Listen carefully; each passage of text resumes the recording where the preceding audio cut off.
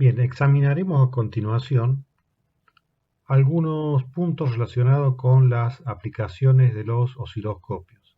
En particular en esta parte vamos a ver un poco las limitaciones que impone el ancho de banda de un osciloscopio y continuaremos después con un ejemplo del empleo del modo XY. Vamos a comenzar entonces con las limitaciones que impone el ancho de banda de un osciloscopio. Vamos a intentar demostrar en este clip de video el efecto del ancho de banda sobre la forma de la señal que nosotros pretendemos ver con el mismo. En primer lugar quisiera decir que me hubiese gustado mostrar este efecto utilizando para la demostración varios osciloscopios con distintos anchos de banda. Lamentablemente eso no va a ser posible. Yo tengo en este momento acceso a un único instrumento, el que tengo yo en mi casa, pero afortunadamente es un instrumento digital que, como muchos osciloscopios digitales, tiene la posibilidad de que por menú se le pueda reducir el ancho de banda, es decir, yo voy a poder simular osciloscopios con distintos anchos de banda utilizando el menú, particularmente un filtro digital que posee. Bien, en primer lugar, o en segundo lugar, digamos, señalo que este osciloscopio es un osciloscopio de 50 MHz de ancho de banda. Y como ya lo dije, tiene este tipo de filtros que permiten reducirle el ancho de banda. Quizá ustedes se pregunten, ¿para qué puedo querer tener un osciloscopio de 50 MHz al cual le voy a reducir el ancho de banda? Bueno, esto ya lo vamos a ver, digamos, es una necesidad, digamos, en los osciloscopios digitales, y cuando veamos el tema lo vamos a plantear. Por ahora, centrémonos en lo siguiente. Yo lo que estoy mostrando acá es una onda cuadrada de 500 kHz. La estoy visualizando con el instrumento, con el ancho de banda completo, el ancho de banda 50 MHz, y la forma de onda se ve, bueno, se ve como una onda cuadrada. Vamos a pasar ahora a simular qué pasaría si yo utilizara un osciloscopio que tuviera un ancho de banda de 1 MHz. Lo que está pasando acá es que al tener el ancho de banda reducido a 1 MHz, la única componente armónica que alcanza a visualizarse es la primera. Recuerden que ya lo hemos explicado, digamos, en videos anteriores. Las señales cuadradas o rectangulares en general contienen armónicas impares. Es decir, una onda cuadrada de 500 kHz tiene una componente, una primera armónica o fundamental, que es justamente 500 kHz, y la que le sigue inmediatamente es 1,5 MHz, y esa ya está cayendo fuera del ancho de banda del instrumento, ¿sí? Por ejemplo, supongamos que yo aumento el ancho de banda, lo llevemos por ejemplo a 1,5 MHz. Bueno, lo hemos llevado a un valor en el cual justo alcanza a entrar la tercera armónica. Recuerden que el concepto de ancho de banda no significa que a ese valor de frecuencia haya un corte. Lo que significa es que la amplitud de la señal cae 3 dB. No es que no pase nada. Alcanza a pasar, pero 3 dB abajo. Bueno, evidentemente al permitir el pasaje al menos una porción de la tercera armónica, ya la señal visualizada se comienza a parecer más a una onda cuadrada. Supongamos que aumentamos aún más el ancho de banda, qué sé yo, lo llevemos por ejemplo a 3 MHz, ya el parecido todavía aún es más, y vamos a suponer que llevamos el ancho de banda a 10 MHz. Entonces, lo que vamos a ver ahora sería, ¿cómo se vería? Ahí está, ajustado a 10 MHz. ¿Cómo se vería una onda cuadrada de 500 kHz con un osciloscopio cuyo ancho de banda fuera 10 MHz? Bueno, ahí tenemos el resultado. digamos, uno podría llegar a creer inclusive que la señal tiene algún tipo de ringling o, digamos, oscilaciones, pero no es eso, simplemente es un efecto que se produce por la limitación del ancho de banda. Entonces, el ancho de banda limitado en un osciloscopio lo que nos genera es deformaciones en la forma de las señales que visualizamos, particularmente si estas señales tienen flancos abruptos, lo cual implica componentes armónicas elevadas.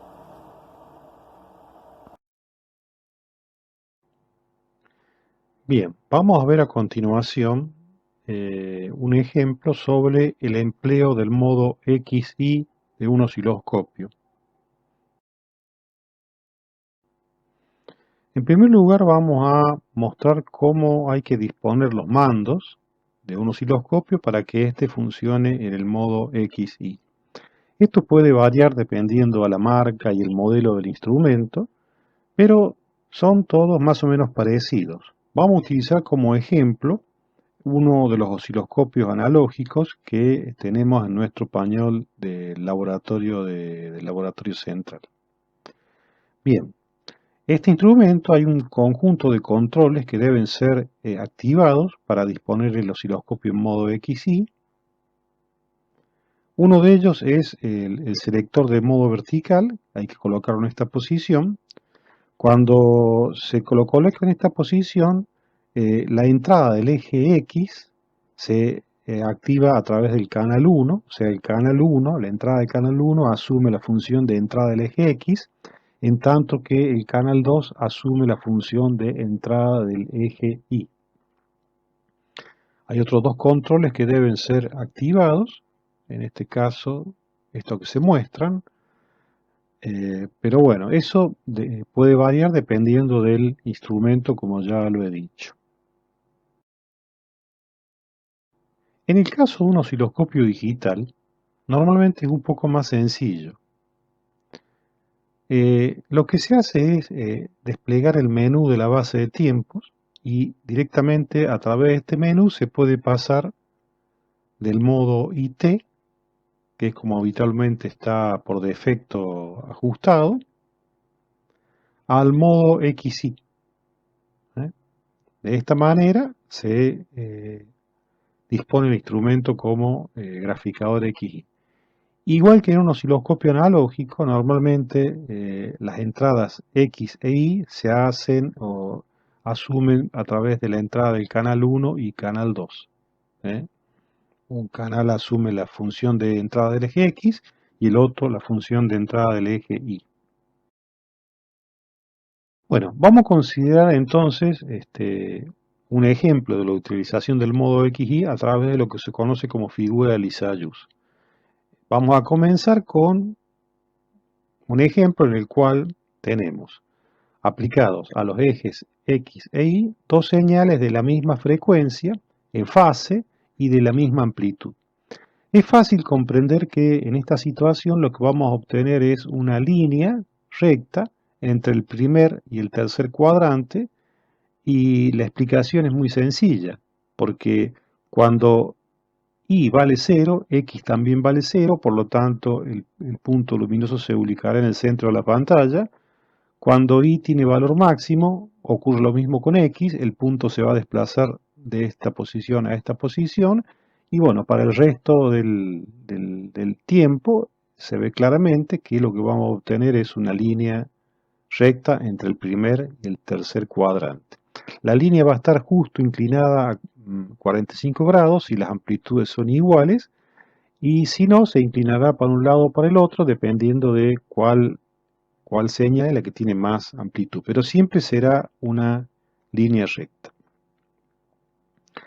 Si tenemos diferencia de fase de 180 grados, o sea, contrafase, lo mismo vamos a tener una línea recta, pero entre el segundo y el cuarto cuadrante.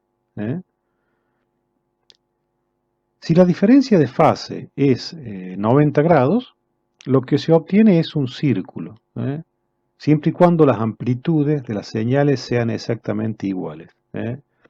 Es fácil verlo. Acá, cuando I es igual a 0, estamos sobre este eje, X tiene valor máximo positivo, el punto estaría acá. Cuando X va a 0, Y fue al valor máximo, o sea, el punto se desplazó desde acá hasta acá. Si seguimos el razonamiento, veremos cómo se termina de cerrar el círculo, ¿sí? El sentido en el cual gira el punto nos estaría indicando si la diferencia de fase es en atraso o en adelanto.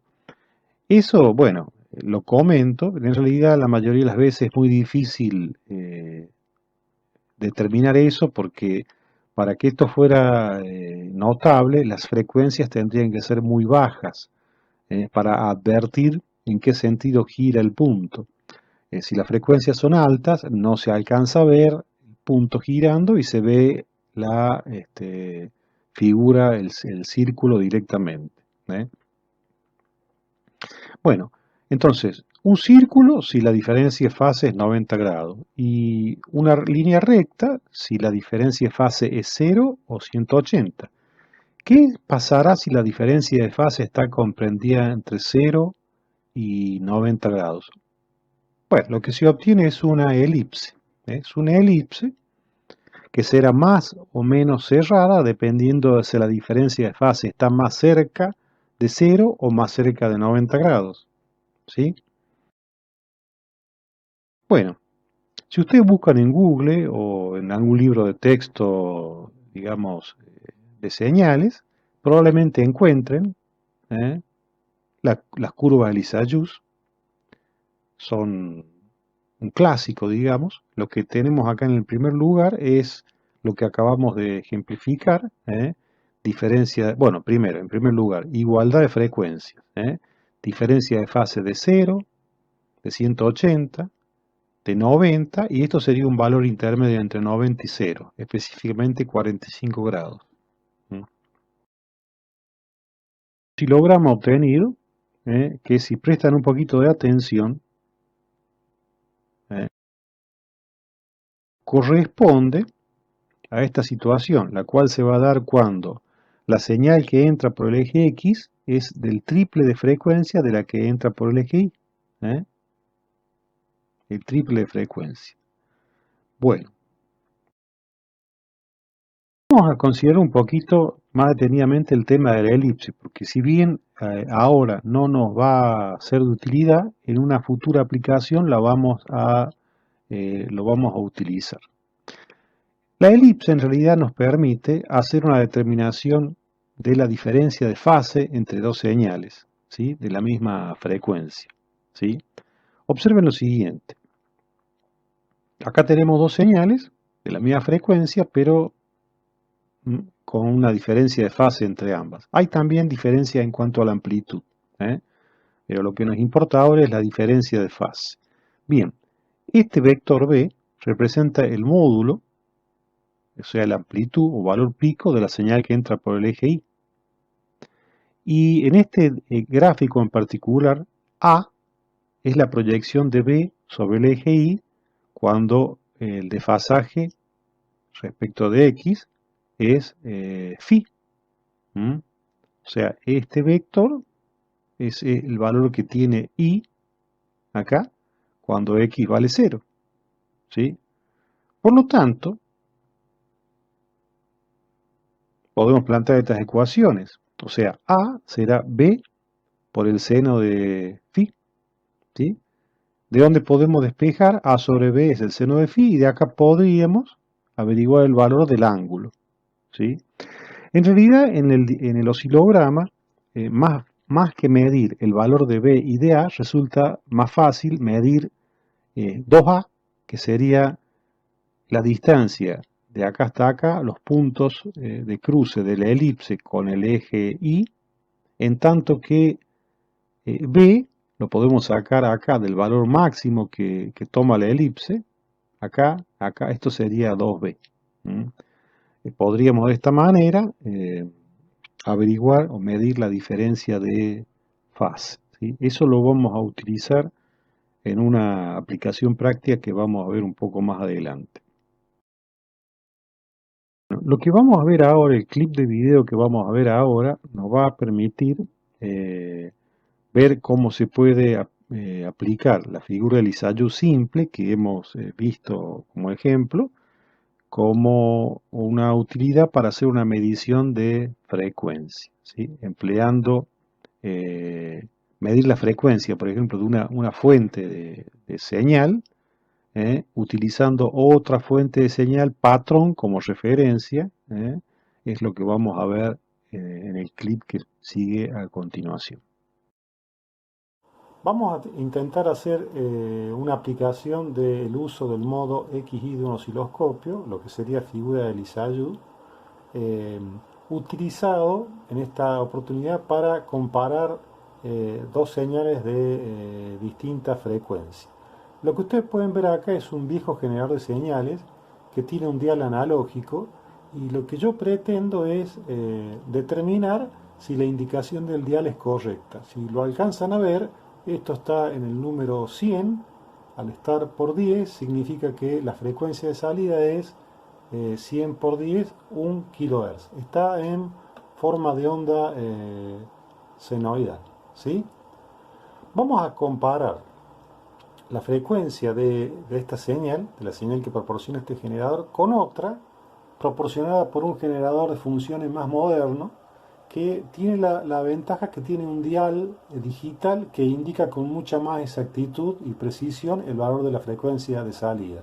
Entonces lo que yo pretendo es medir, haciendo uso de la figura de Lissajous, la frecuencia de salida de este generador, y para ello voy a utilizar como referencia, como patrón, un segundo generador que tiene un dial, un visor calibrado que en principio tiene mucha más exactitud que el visor analógico del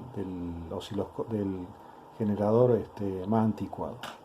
Lo que tenemos en este momento es, hemos conectado, digamos, el osciloscopio, cada canal a cada uno de los generadores. La forma de onda que aparece en amarillo corresponde a la salida del generador que vamos a usar como patrón, el que tiene el visor digital, y lo que está en azul corresponde a la forma de onda del generador con dial analógico, el cual queremos determinar la frecuencia de salida. Entonces vamos a pasar al modo XY, ¿sí? Ahí estaría, y ahí tenemos, la vamos a centrar.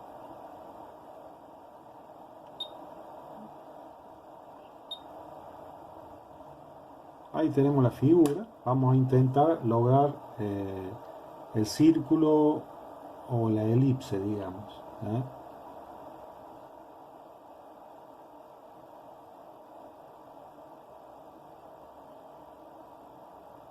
Ahí estaría. Evidentemente no vamos a lograr de ninguna manera obtener una imagen fija, un círculo o una elipse fija, porque los dos generadores va a ser imposible sincronizarlos en fase, pero al menos en lo que respecta a la frecuencia, estas son exactamente iguales. De manera que ahora me puedo fijar en la frecuencia que indique el dial, ¿sí? La frecuencia entonces del dial del instrumento que usamos como patrón es 1,107 kHz contra 1 kHz que está indicando el generador que queríamos medir, ¿sí? Tiene un error un poquito más del 10% el dial. Bueno. Bien, en este punto hacemos una breve pausa.